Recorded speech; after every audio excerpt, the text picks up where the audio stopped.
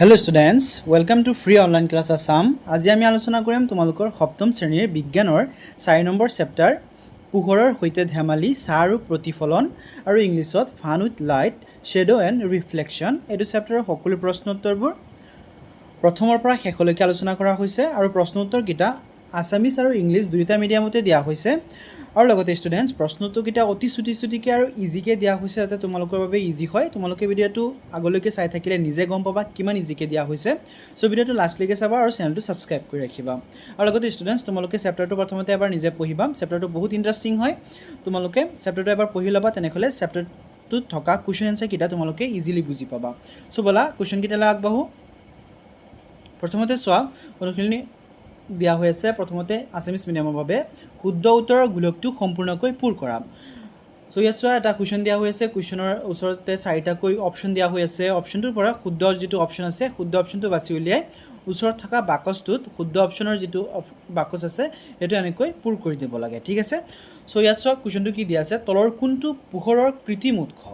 ইয়াত কোনটো পোহৰৰ কৃত্ৰিম উৎস সেইটো লিখিব লাগে, মানে মানুহে নিজে সৃষ্টি কৰি লোৱা সেইটো কৃত্ৰিম উৎস বুলি কোৱা হয়। ত' কোনটো ইয়াৰ পৰা কৃত্ৰিম উৎস সেইটো লিখিব লাগে। মই অকল যিটো শুদ্ধ অপশ্যন আছে সেইটো তোমালোকৰ কাৰণে কৈ দিছোঁ। তোমালোকে বাকীকেইটা যদি বিচাৰা পঢ়ি ল'বা নিজে। মই ইমানকৈ পঢ়ি থকা নাই, এনেকৈ হ'লে ভিডিঅ'টো বহুত দীঘল হৈ যাব, সেইকাৰণে মই বাছ শুদ্ধ অপশ্যনটো পঢ়ি দিছোঁ। ঠিক আছে। ইয়াৰ পৰা শুদ্ধ অপশ্যনটো হ'ব বৈদ্যুতিক বাল্ব। এইটো কি হয়, এটা কৃত্ৰিম উৎস হয়। ঠিক আছে। তাৰপিছত চোৱা 2 নম্বৰ, ছাঁৰ গঠনৰ বাবে তলৰ কোনটো উপাদান প্ৰয়োজনীয় নহয়। ইয়াৰ পৰা হ'ব বস্তুৰ ৰং কোনো প্ৰয়োজনীয়তা নাই, তাৰ কোনো ইম্পৰ্টেঞ্চ নাই। যেতিয়া নেকি আমি কোনো এটা বস্তুৰ ছাঁৰ এটা গঠন হ'বলগীয়া হয় তাত কোনো ৰঙৰ কোনো ধৰণৰ কাম নাথাকে। তাৰপিছত চোৱা নেক্সট, ছাঁৰ ৰং হৈছে কেৱল ক'লা। ঠিক আছে, বি নম্বৰ অপশ্যন। তাৰপিছত চোৱা 4 নম্বৰ, তলৰ কোনবিধ পদাৰ্থৰ মাজেৰে আমি দেখা পাব পাৰোঁ। এইটো হ'ব স্বচ্ছ কাঁচৰ গিলাচ। স্বচ্ছ কাঁচৰ গিলাচৰ মাজেৰে আমি কি কৰিব পাৰোঁ, এফালৰ পৰা আনফালে চাব পাৰোঁ। এফালৰ পৰা আনফালৰ বস্তুবোৰ কি হয়, দৃশ্যমান হয়। তাৰপিছত চোৱা 5 নম্বৰ, সীমাই এখন সমতল দাপোনৰ পৰা 3 মিটাৰ দূৰত আছে। যদি তাই দাপোনৰ পিনে কেইখোজমান আগবাঢ়ে তেন্তে দাপোনখন প্ৰতিবিম্বৰ আকাৰত কি পৰিৱৰ্তন হ'ব। ইয়াৰ পৰা চোৱা শুদ্ধ অপশ্যনটো হ'ব চি নম্বৰ, আকাৰ একে থাকিব। তাৰপিছত চোৱা ছেম কুৱেশ্যন ইংলিছ মিডিয়ামৰ বাবে মই তোমালোকক প্ৰথমতে কৈ দিছোঁ, বাছ দুয়োটা মিডিয়ামতে এইটো ছেম ভিডিঅ'তে দুয়োটা মিডিয়ামতে দিয়া হৈছে। ইংলিছ মিডিয়াম আৰু অসমীয়া মিডিয়াম দুয়োটাতে দিয়া হৈছে। চ' যদি তোমালোকে কোনো এটা কুৱেশ্যনৰ অৰ্থকেইটা বা ইংলিছৰ শব্দকেইটাৰ অৰ্থ বুজি নোপোৱা তেনেহ'লে আছামিজ মিডিয়ামতো এবাৰ পঢ়িব পাৰা। আছামিজ মিডিয়ামতো এবাৰ পঢ়িলে তোমালোকে অৰ্থকেইটা বুজি পাই যাবা। ঠিক আছে। মই গোটেইটো অৰ্থ মই বুজাই দি থকা নাই, এনেকৈ হ'লে ভিডিঅ'টো বহুত দীঘল হৈ যাব। চ' তোমালোকে নিজে এবাৰ অসমীয়া মিডিয়ামৰকেইটা চাই ল'বা। ঠিক আছে। একেটা ভিডিঅ'তে দিয়া হৈছে, বাছ তোমালোকে চাব লাগে। ঠিক আছে। তাৰপিছত ইয়াত চোৱা 1 নম্বৰ দিয়া আছে, darken the circle of the correct answers. ইয়াত চোৱা 1 নম্বৰ কুৱেশ্যন দিছে, which of the following is an artificial source of light. Artificial মানে কি হয়, আৰ্টিফিচিয়েল মানে হৈছে নিজে বনাই লোৱা, মানুহে কৃত্ৰিমভাৱে সৃষ্টি কৰি লোৱা। ঠিক আছে। চ' ইয়াত কি হ'ব, শুদ্ধ অপশ্যনটো হ'ব চোৱা ডি নম্বৰ, ইলেক্ট্ৰিক বাল্ব। তাৰপিছত চোৱা 2 number, which of the following is not essential for formation of a shadow. এটা ছাঁ গঠনৰ বাবে কোনটো ইম্পৰ্টেণ্ট নহয় সেইটো সুধিছে। ঠিক আছে। ইয়াৰ পৰা শুদ্ধ অপশ্যনটো হ'ব কালাৰ অফ দ্য অবজেক্ট। তাৰপিছত চোৱা 3 number, the colour of a shadow is, মানে ছাঁৰ ৰং কি হয় সেইটো সুধিছে। সেইটো চোৱা শুদ্ধ অপশ্যনটো হ'ব বি নম্বৰ, অনলি ব্লেক। হয়নে, এইটো তোমালোকে চবেই জানা। তাৰপিছত চোৱা 4 number, which of this material can we see through. মানে কোনটো মেটেৰিয়েলৰ মাজেৰে আমি চাব পাৰোঁ। ইয়াত হ'ব শুদ্ধ অপশ্যনটো হ'ব চোৱা C number, a glass tumbler. ঠিক আছে। তাৰপিছত চোৱা 5 number, Seema is 3 metre away from a plane mirror. If she moves few steps closer to the mirror, what changes will happen to the size or the image in the mirror? ইয়াৰ পৰা শুদ্ধ অপশ্যনটো হ'ব চোৱা C number, will be same থাকিব, কোনো ধৰণৰ change নহয়। তাৰপিছত চোৱা খালী ঠাই 2 নম্বৰ, ছাঁৰ কোনো ৰং নাই। ঠিক আছে। তাৰপিছত দ্বিতীয়তে হ'ব পিন হ'ল কেমেৰাই ওলোটা প্ৰতিবিম্ব গঠন কৰে। তাৰপিছত চোৱা ৰাবাৰ অস্বচ্ছ কিন্তু কাঁচ স্বচ্ছ। তাৰপিছত চোৱা যেতিয়া আমি দাপোনত চাওঁ বাওঁ হাতখন সোঁহাত যেন দেখা যায়, এনে পৰিঘটনাক পাৰ্শ্ব বিলোমন বুলি কোৱা হয়। ঠিক আছে। তাৰপিছত চোৱা 2 number, fill in the blanks, same হয় ইংলিছ মিডিয়ামৰ বাবে, a shadow has no' colour. তাৰপিছত চোৱা 2 number pinhole camera forms inverted image তাৰপিছত চোৱা 3 number rubber is a opaque but glass is a transparent তাৰপিছত চোৱা 4 number when we look in a plane mirror left hand of our body look like right hand. This phenomenon is called lateral inversion. তাৰপিছত চোৱা শুদ্ধ 3 number প্ৰথমটো দিয়া আছে চোৱা অদীপ্তিমান বস্তুৱে নিজে নিজৰ পোহৰ বিলায় এইটো কি হ'ব অশুদ্ধ হ'ব ঠিক আছে তাৰপিছত চোৱা 2 নম্বৰ পোহৰে সদায় সৰল ৰেখাত গতি কৰে এইটো কি হ'ব শুদ্ধ হ'ব তাৰপিছত চোৱা পেৰিস্কোপ পোহৰৰ প্ৰতিফলন ধৰ্মৰ ওপৰত আধাৰিত এইটো কি হ'ব শুদ্ধ তাৰপিছত চোৱা 4 নম্বৰ চন্দ্ৰ দীপ্তিমান বস্তু এইটো কি হ'ব অশুদ্ধ চন্দ্ৰৰ নিজা পোহৰ নাথাকে চ' চন্দ্ৰ দীপ্তিমান বস্তু নহয় তাৰপিছত চোৱা সেম কুৱেশ্যন ইংলিছ মিডিয়ামৰ বাবে 3 নম্বৰ ৰাইট ট্ৰু এণ্ড ফলছ এইকেইটা তোমালোকে চেপ্টাৰটো পঢ়িলে ইজিলি কৰিব পাৰিবা তো চোৱা মই এইকেইটা এনচাৰ কৰি দিছোঁ কেনেকৈ হ'ব 1 নম্বৰ চোৱা non luminous object emit the light of their own এইটো কি হ'ব ফলছ হ'ব তাৰপিছত চোৱা 2 number light travels in the form of rectilinear propagation এইটো কি হ'ব ট্ৰু হ'ব তাৰপিছত চোৱা 3 number periscope is based on the principle of reflection of light এইটো কি হ'ব ট্ৰু হ'ব তাৰপিছত চোৱা 4 number moon is luminous object এইটো কি হ'ব ফলছ হ'ব নিজৰ চন্দ্ৰৰ কোনো নিজা পোহৰ নাথাকে চ' মুন লুমিনাছ অবজেক্ট নহয় ঠিক আছে তাৰপিছত চোৱা 4 নম্বৰ তলত দিয়াবোৰ মিলাই লিখা ক অংশৰ লগত খ অংশ মিলাব লাগে প্ৰথমটো পঢ়ি চোৱা যিবোৰ বস্তুৱে তাৰ মাজেৰে পোহৰ পাৰ হৈ যাবলৈ দিয়ে এইটো কি হ'ব স্বচ্ছ বস্তু হয় স্বচ্ছ বস্তুৰ মাজেৰে কি হয় পোহৰ পাৰ হৈ যাব পাৰে এঠাইৰ পৰা আন ঠাইলৈ পোহৰ পাৰ হৈ যাব পাৰে তাৰপিছত চোৱা চন্দ্ৰ কি হয় চন্দ্ৰ হৈছে অদীপ্তিমান বস্তু তাৰপিছত চোৱা 3 নম্বৰ যিবোৰ বস্তুৱে নিজে নিজৰ পোহৰ বিলায় তাক কি বুলি কোৱা হয় দীপ্তিমান বস্তু বোলা হয় তাৰপিছত চোৱা 4 নম্বৰ কোনো পৃষ্ঠৰ পৰা পোহৰ উভতি অহা এইটো কি হ'ব প্ৰতিফলন হ'ব ঠিক আছে এইকেইটা তোমালোকে মনত ৰাখিবা দীপ্তিমান বস্তু কাক বোলে তাৰপিছত প্ৰতিফলন কাক বোলে স্বচ্ছ বস্তু কাক বোলে এইকেইটা তোমালোকে মনত ৰাখিবা ঠিক আছে মনত ৰাখিলে তোমালোকে এইকেইটা অকল যে ক অংশৰ লগত খ অংশ মিলাব আহিব এনেকুৱা ধৰণেৰে নহয় তোমালোকে 1 মাৰ্কৰ কুৱেশ্যনো আহিব পাৰে চ' এইকেইটা তোমালোকে মনত ৰাখিবা তাৰপিছত চোৱা ছেম ইংলিছ মিডিয়ামৰ বাবে পাৰ্ট 1 ৰ লগত পাৰ্ট এৰ লগত পাৰ্ট বি মিলাব লাগে যেনেকৈ চোৱা 1 নম্বৰ দিয়া আছে a body that allows light to pass through it এইটো কি হ'ব ট্ৰান্সপাৰেণ্ট অবজেক্ট তাৰপিছত চোৱা মুন কি হ'ব নন লুমিনাছ অবজেক্ট তাৰপিছত চোৱা 3 number a body emitting its own light এইটো কি হ'ব লুমিনাছ অবজেক্ট যিটোৱে নিজে লাইট ইমিট কৰিব পাৰে তাক লুমিনাছ অবজেক্ট বুলি কোৱা হয় তাৰপিছত চোৱা 4 number branching back of light from surface এইটো কি হ'ব ৰিফ্লেকশ্যন হ'ব ঠিক আছে তাৰপিছত চোৱা 5 নম্বৰ চিন্তা কৰা আৰু উত্তৰ দিয়া তাৰ আণ্ডাৰত 1 নম্বৰ কৈছে কোনো এটা বস্তুৰ এটাতকৈ অধিক চাহ গঠন হ'ব পাৰেনে এইটো কি হ'ব চোৱা হয় পাৰে এটা বস্তুৰ ওপৰত একাধিক পোহৰৰ উৎসৰ পৰা পোহৰ পৰিলে আটাইতকৈ অধিক চাহ গঠন হ'ব পাৰে ঠিক আছে তোমালোকে নিজে ট্ৰাই কৰি দেখিবা যদি কোনো এটা বস্তুৰ ওপৰত তোমালোকে 2-3টা লাইটেৰে পোহৰ দি এইটো এক্সপেৰিমেণ্ট কৰিব পাৰা যে এটাৰ খলনি 2-3টা চাহ গঠন হৈছে না নাই ঠিক আছে তাৰপিছত চোৱা এনচাৰটো মই প্ৰত্যেকটো কুৱেশ্যনৰে এনেকৈ এটা দীঘল এনচাৰ আৰু এটা শ্বৰ্টকৈ এনচাৰ লিখি দিছোঁ তোমালোকৰ কাৰণে যিটো ইজি হয় তোমালোকে সেইটো লিখি ল'বা তোমালোকে যদি শ্বৰ্টটো বেছি ভাল বুলি ভাবা তেনেহ'লে তোমালোকে শ্বৰ্টটো লিখিব পাৰা আৰু যদি তোমালোকে ভাবা যে ডাঙৰটো লিখিবা তোমালোকে একদম যিমান মাৰ্কৰ দিয়া আছে সিমান মাৰ্কৰ অনুযায়ী লিখিবা তেনেহ'লে তোমালোকে ডাঙৰটো লিখিব পাৰা ঠিক আছে আৰু যদি তোমালোকে শ্বৰ্টটো লিখিব বিচাৰা তেনেহ'লে শ্বৰ্টটো লিখিব পাৰা ঠিক আছে যিটো তোমালোকৰ চোৱা প্ৰত্যেকটো কুৱেশ্যনতে মই এটা শ্বৰ্টকৈ লিখি দিছোঁ সেইটো হাইলাইট কৰা হৈ আছে এনেকৈ ৰঙেৰে লিখা হৈ আছে তোমালোকে সেইটো লিখিব পাৰা চ' চোৱা শ্বৰ্টকৈ লিখিলে কেনেকৈ হ'ব হয় পাৰে একাধিক পোহৰৰ উৎস থাকিলে এটা বস্তু এটাতকৈ অধিক চাহ গঠন হ'ব পাৰে তাৰপিছত চোৱা নেক্সট ছেম ইংলিছ মিডিয়ামৰ বাবে থিংক এণ্ড এনচাৰ প্ৰথম কুৱেশ্যন দিয়া আছে can an object have more than one shadow answer হ'ব চোৱা yes if there are multiple light sources an object will form more than one shadow আৰু যদি তোমালোকে শ্বৰ্টকৈ লিখিব বিচাৰা তেনেহ'লে এনেকৈ লিখিব পাৰা yes multiple light source create multiple shadows ঠিক আছে প্ৰত্যেকটো কুৱেশ্যনতে মই তোমালোকৰ কাৰণে এনেকৈ শ্বৰ্টকৈ লিখি দিছোঁ এটা অলপ দীঘলকৈ লিখি দিছোঁ আৰু এটা অলপ শ্বৰ্টকৈ লিখি দিছোঁ ঠিক আছে চ' তোমালোকে যিটো ভাল বুলি পাবা তোমালোকে যদি শ্বৰ্টটো তোমালোকে বেছি ভাল লাগে তেনেহ'লে শ্বৰ্টটো লিখিব পাৰা আৰু যদি তোমালোকে ভাবা যে যিমান মাৰ্কৰ কাৰণে কুৱেশ্যনটো দিয়া আছে সিমান মাৰ্ক অনুযায়ী লিখিবা তেনেহ'লে তোমালোকে লংটো লিখিব পাৰা ঠিক আছে যদিও মই ইমান দীঘলকৈ লিখি দিয়া নাই তথাপিও মই শ্বৰ্টকৈ তলত এনচাৰকেইটা দি থৈছোঁ ঠিক আছে তাৰপিছত চোৱা 2 নম্বৰ চাহ এটা গঠন হ'বলৈ কি চৰ্তৰ প্ৰয়োজন এনচাৰ হ'ব চোৱা চাহ এটা গঠন হ'বলৈ তলত দিয়া 3টা চৰ্তৰ প্ৰয়োজন প্ৰথম চৰ্তটো হৈছে পোহৰৰ উৎস থাকিব লাগিব তাৰপিছত অস্বচ্ছ বস্তু যি পোহৰ পাৰ হৈ যোৱাত বাধা দিয়ে তাৰপিছত পৰ্দা বা পৃষ্ঠ থাকিব লাগিব ঠিক আছে তাৰপিছত চোৱা তোমালোকে শ্বৰ্টকৈ লিখিলে এনেকৈ লিখিব পাৰা চাহ গঠন হ'বলৈ এটা পোহৰৰ উৎস, এটা অস্বচ্ছ বস্তু আৰু এখন পৰ্দা বা পৃষ্ঠৰ প্ৰয়োজন।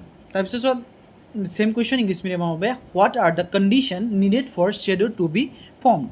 এইটো এনচাৰ হ'ব চোৱা 3 things are needed to form a shadow. প্ৰথম বস্তুটো হৈছে এ চ'ৰ্চ অফ লাইট, তাৰপিছত দ্বিতীয়টো হৈছে এন অপেক অবজেক্ট, তাৰপিছতো হৈছে এ স্ক্ৰীন। ঠিক আছে, আৰু যদি শ্বৰ্টকৈ লিখিব বিচাৰে তেনেহ'লে এনেকৈ হ'ব চোৱা a shadow needs a source of light, an opaque object to block it and a screen to catch it. তাৰপিছত চোৱা 3 নম্বৰ পোহৰৰ উৎস নোহোৱাকৈ আমি চাহ দেখা পামনে? এনচাৰ হ'ব চোৱা নাই, পোহৰৰ উৎস নোহোৱাকৈ চাহ দেখা পোৱা নাযায়। আন্ধাৰত কোনো বস্তুৰ চাহ গঠন নহয়। তাৰপিছত চোৱা নেক্সট এই ছেম কুৱেশ্যনেৰে শ্বৰ্টকৈ লিখিলে কেনেকৈ হ'ব? নাই, পোহৰৰ উৎস নোহোৱাকৈ চাহ দেখা পোৱা নাযায় কাৰণ আন্ধাৰত চাহ গঠন হ'ব নোৱাৰে। ছেম কুৱেশ্যন চোৱা ইংলিছ মিডিয়ামৰ বাবে can we see shadow if there is no' source of light? Answer হ'ব চোৱা no, we can not see a shadow without a source of light because shadow can not form in complete darkness. আৰু শ্বৰ্টকৈ লিখিলে এনেকৈ হ'ব no' because shadow can not form without light. তাৰপিছত চোৱা 4 number ধৰা হ'ল তোমাৰ এটা ৰঙা আৰু এটা নীলা বাল্ব আছে, দুইটা বাল্বৰ ছুইচ অন কৰা।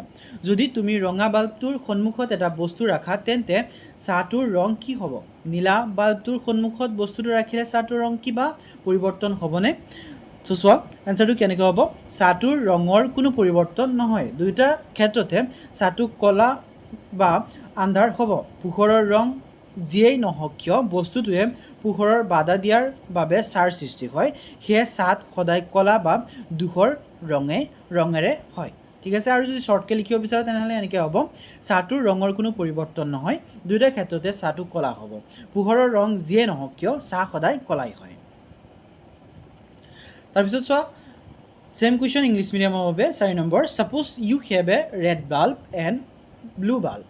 If you switch on both of the bulbs and place an object in front of the red bulb, what would be the color of the shadow? If you place the object in front of the blue bulb, what color would the shadow be? To answer hobo so in both cases the shadow will be dark no matter what color the light source is. A shadow is formed because the object blocks the light, so it always appears dark. ঠিক আছে, আৰু যদি তোমালোকে same question শ্বৰ্টকৈ লিখিব বিচাৰা তেনেহ'লে এনেকৈ লিখিব পাৰা in both cases the shadow will be black because শ্বেডো are always dark regardless of the lights colours. তাৰপিছত চোৱা 5 নম্বৰ এম্বুলেঞ্চ এখনৰ সন্মুখত এম্বুলেঞ্চ শব্দটো কিয় ওলোটাকৈ লিখা থাকে? এনচাৰ হ'ব চোৱা এম্বুলেঞ্চৰ আগত থকা গাড়ীৰ চালকে নিজৰ দাপোনত যাতে এম্বুলেঞ্চ শব্দটো পোনকৈ পঢ়িব পাৰে আৰু জৰুৰীভাৱে বাট এৰি দিব পাৰে তাৰ বাবে শব্দটো ওলোটাকৈ লিখা থাকে। আৰু যদি শ্বৰ্টকৈ লিখিব বিচাৰে তেনেহ'লে কেনেকৈ হ'ব চোৱা আগতে থকা গাড়ী চালকে নিজৰ দাপোনত যাতে এম্বুলেঞ্চ শব্দটো পোনকৈ পঢ়ি ততালিকে বাট এৰি দিব পাৰে তাৰ বাবে ইয়াক ওলোটাকৈ লিখা থাকে। ছেম কুৱেশ্যন চোৱা ইংলিছ মিডিয়ামৰ বাবে হোৱাই the word ambulance is written inverted in front of an ambulance? Answer hobo so it is written inverted so drivers ahead can read it correctly in their review mirror and quick give way. Etu shortly likhile ki hobo so it written inverted so drivers ahead can read it correctly in their mirrors and give যাতে ৰাস্তা দিব পাৰে। ঠিক আছে, তাৰপিছত 6 number ৰাতি চন্দ্ৰটো উজ্জ্বল দেখা যায় সেইবাবে আমি চন্দ্ৰক দীপ্তিমান বস্তু বুলি ক'ব পাৰোঁনে? ৰাতি তোমালোকে চবেই দেখিবলৈ পাইছা ৰাতি চন্দ্ৰটো বহুত উজ্জ্বল দেখিবলৈ পোৱা যায়, চ' চন্দ্ৰটো এটা দীপ্তিমান বস্তু হয়নে? চন্দ্ৰৰ নিজা পোহৰ আছেনে সেইটো সুধিছে। ঠিক আছে, চ' এনচাৰটো হ'ব চোৱা চন্দ্ৰক দীপ্তিমান বস্তু বুলি ক'ব নোৱাৰোঁ, ই এটা অদ্বিতীয় বস্তুহে কাৰণ চন্দ্ৰৰ নিজা কোনো পোহৰ নাই। সূৰ্যৰ পোহৰ যেতিয়া চন্দ্ৰৰ ওপৰত পৰে চন্দ্ৰই সেই পোহৰ দাপোনৰ দৰে প্ৰতিফলিত কৰি দিয়ে বাবে ৰাতি আমি ইয়াক উজ্জ্বল দেখোঁ। আৰু ছেম কুৱেশ্যন তোমালোকে শ্বৰ্টকৈ লিখিলে এনেকৈ লিখিব পাৰা চন্দ্ৰ দীপ্তিমান বস্তু নহয়, ই এটা অদীপ্ত বস্তুহে কাৰণ চন্দ্ৰৰ নিজা পোহৰ নাই, ই কেৱল ইয়াৰ ওপৰত পৰা সূৰ্যৰ পোহৰখিনিহে প্ৰতিফলিত কৰিছে। ঠিক আছে, সো ষ্টুডেণ্টছ মই তোমালোকৰ কাৰণে এনেকৈ প্ৰত্যেকটো কুৱেশ্যন এনচাৰ এনেকৈ শ্বৰ্টকৈ লিখি দিছোঁ যাতে তোমালোকৰ বাবে ইজি হয়, তোমালোকে সহজতে মনত ৰাখিব পাৰা। ঠিক আছে, চ' ভিডিঅ'টো লাষ্টলৈকে চাবা আৰু চেনেলটো ছাবস্ক্ৰাইব কৰি ৰাখিবা, এনেকৈ বাকীকেইটা চেপ্টাৰৰ ভিডিঅ'বোৰ পাই থাকিবৰ কাৰণে। তাৰপিছত চোৱা 6 নম্বৰ, ইংলিছ মিডিয়ামৰ বাবে same question. Moon appears to be bright at night, does it mean that it is luminous object? Answer হ'ব চোৱা, no, the moon is non-luminous object. It does not produce its own light. It only appears bright because it reflects the light of the sun. আৰু শ্বৰ্টকৈ লিখিলে তোমালোকে এনেকৈ লিখিব পাৰা, মাত্ৰ দুটা শাৰীতে শেষ হ'ব। এনচাৰ হ'ব no, the moon is non luminous because it does not make it own light, it only reflect sunlight. তাৰপিছত চোৱা নেক্সট কুৱেশ্যন। ধৰা হ'ল তুমি আন্ধাৰ কোঠা এটাত আছা, কোঠাটোৰ বস্তুবোৰ তুমি দেখা পাবানে? কোঠাটোৰ বাহিৰত পোহৰ থাকিলে পোহৰৰ বস্তুবোৰ দেখা পাবানে? চ' এনচাৰ হ'ব চোৱা, আন্ধাৰ কোঠাৰ ভিতৰত বস্তুবোৰ দেখা পোৱা নাযায়, কিন্তু বাহিৰত পোহৰ থাকিলে বাহিৰৰ বস্তুবোৰ দেখা পোৱা যায়। কাৰণ কোনো বস্তু দেখিবলৈ হ'লে সেই বস্তুৰ পৰা পোহৰ প্ৰতিফলিত হৈ আমাৰ চকুলৈ আহিব লাগিব। ঠিক আছে, আৰু শ্বৰ্টকৈ লিখিলে তোমালোকে এনেকৈ লিখিব পাৰা, আন্ধাৰ কোঠাৰ বস্তুবোৰ দেখা নাযায় কিন্তু বাহিৰৰ বস্তুবোৰ দেখা যাব, কাৰণ বস্তু দেখিবলৈ হ'লে বস্তুৰ পৰা পোহৰ আমাৰ চকুলৈ অহাটো প্ৰয়োজন। তাৰপিছত চোৱা next question. Suppose you are in dark room, will you see the thing available in the room? Will you able to see the thing outside the room if there is light outside? So answer to our song, no, you cannot see things inside the dark room, but you will be able to see things outside.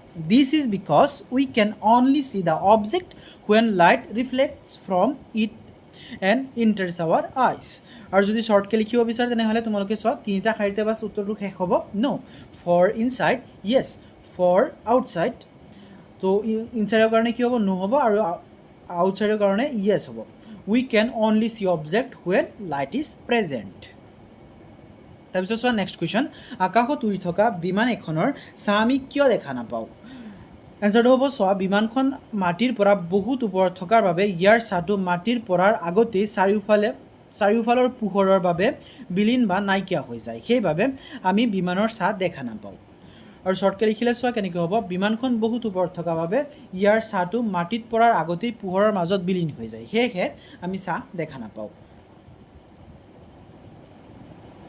Same question চোৱা English মিডিয়ামৰ বাবে, why we can not see the shadow of the flying aeroplane? Answer হ'ব চোৱা, an aeroplane flies so' high that it shadow disappears into the surrounding light before reaching the ground.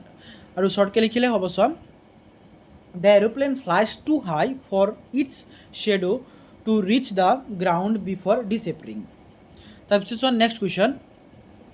Pinhole কেমেৰাৰ নীতি কি? Pinhole কেমেৰাত সৃষ্টি হোৱা প্ৰতিবিম্বৰ বৈশিষ্ট্যবোৰ কি কি? এনচাৰ হ'ব চোৱা, পিনহোল কেমেৰাৰ পোহৰে সদায় সৰল ৰেখাত গতি কৰে, এই নীতিৰ ওপৰত ভিত্তি কৰি কাম কৰে। এই নীতিৰ ওপৰত ভিত্তি কৰি কাম কৰে, আৰু ইয়াৰ বৈশিষ্ট্য চোৱা, প্ৰথম বৈশিষ্ট্যটো হৈছে প্ৰতিবিম্বটো ওলোটা দেখা যায়, তাৰপিছত দ্বিতীয়টো হৈছে প্ৰতিবিম্বৰ ৰং বস্তুটোৰ দৰেই একে হয়, তাৰপিছত তৃতীয়টো হৈছে ই এটা প্ৰাকৃতিক প্ৰতিবিম্ব, অৰ্থাৎ ইয়াক পৰ্দা পেলাব পাৰি। তাৰপিছত চোৱা শ্বৰ্টকৈ লিখিলে কেনেকৈ হ'ব, পিন কেমেৰা পোহৰৰ সৰলৰৈখিক গতি নীতিৰ ওপৰত ভিত্তি কৰি চলে, ইয়াৰ বৈশিষ্ট্যবোৰ হ'ব চোৱা, প্ৰতিবিম্বটো ওলোটা হয়, তাৰপিছত ইয়াৰ ৰং মূল বস্তুৰ দৰেই একে হয়, তাৰপিছত চোৱা ই এটা প্ৰকৃত প্ৰতিবিম্ব। তাৰপিছত চোৱা ছেইম কুৱেশ্যন ইংলিছ মিডিয়ামৰ বাবে, what is the principle of a pinhole camera? What are the characteristics of an image formed by a pinhole camera? Answer হ'ব চোৱা, a pinhole camera works on the principle that light travels in a straight line. ঠিক আছে, আৰু তাৰপিছত চোৱা characteristics of image, প্ৰথম কেৰেক্টাৰিষ্টিক্সটো হৈছে it is inverted, তাৰপিছত চোৱা দ্বিতীয়টো ইট ইজ এ ৰিয়েল, তাৰপিছত তৃতীয়টো হৈছে it has the same colour as the object. আৰু শ্বৰ্টকৈ লিখিলে হ'ব চোৱা, principal light travels in a straight line, তাৰপিছত চোৱা কেৰেক্টাৰিষ্টিক্স, এক নম্বৰ কেৰেক্টাৰিষ্টিক্স হ'ব ইট ইজ ইনভাৰ্টেড, দ্বিতীয়টো হ'ব ইট ইজ ৰিয়েল, তাৰপিছত তৃতীয়টো হ'ব it has the same colour as the object. তাৰপিছত চোৱা নেক্সট, মিনাই এখন সমতল দাপোনৰ সন্মুখত 6 মিটাৰ দূৰত্বত থিয় হৈ আছে। দাপোনখনৰ পিনে 1 মিটাৰ আগুৱাই গ'লে মিনা আৰু প্ৰতিবিম্বৰ মাজত দূৰত্ব কিমান হ'ব? এনচাৰ হ'ব চোৱা, প্ৰথমতে মিনা দাপোনৰ পৰা 6 মিটাৰ দূৰত্বত আছিল, তাৰপিছত চাওক 1 মিটাৰ আগবাঢ়ি যোৱাৰ পিছত মিনা আৰু দাপোনৰ মাজৰ দূৰত্ব কিমান হ'ল 6ৰ পৰা 1 কমি যাব হয়নে তেতিয়াহ'লে কি হ'ব 5 মিটাৰ হ'ব তাৰপিছত আমি জানো যে সমতল দাপোনত বস্তু যিমান দূৰত থাকে প্ৰতিবিম্বৰ দাপোনৰ সিপাৰে সিমান দূৰত্ব গঠন হয় গতিকে প্ৰতিবিম্ব আৰু দাপোনৰ দূৰত্ব হ'ব 5 মিটাৰ এতিয়া মিনা আৰু প্ৰতিবিম্বৰ মাজত মুঠ দূৰত্ব হ'ব 5 + 5 মিটাৰ মুঠতে কিমান হ'ব 10 মিটাৰ ঠিক আছে আৰু যদি শৰ্টকে লিখিব বিচাৰা তেনেহ'লে তোমালোকে এনেকৈ লিখিব পাৰা 1 মিটাৰ আগবাঢ়ি যোৱাৰ পিছত দাপোনৰ পৰা মিনাৰ দূৰত্ব হ'ব 6 - 1 কি হ'ব 5 মিটাৰ যেহেতু সমতল দাপোনখনত বস্তু আৰু প্ৰতিবিম্বৰ দূৰত্ব সমান গতিকে মিনা আৰু প্ৰতিবিম্বৰ মাজৰ দূৰত্ব হ'ব 5 + 5 = 10 মিটাৰ ঠিক আছে মানে মেইন এনসাৰটো হৈছে 10 মিটাৰ তাৰপিছত চোৱা নেক্সট কুৱেশ্যন সেম কুৱেশ্যন হয় ইংলিছ মিডিয়ামৰ সৈতে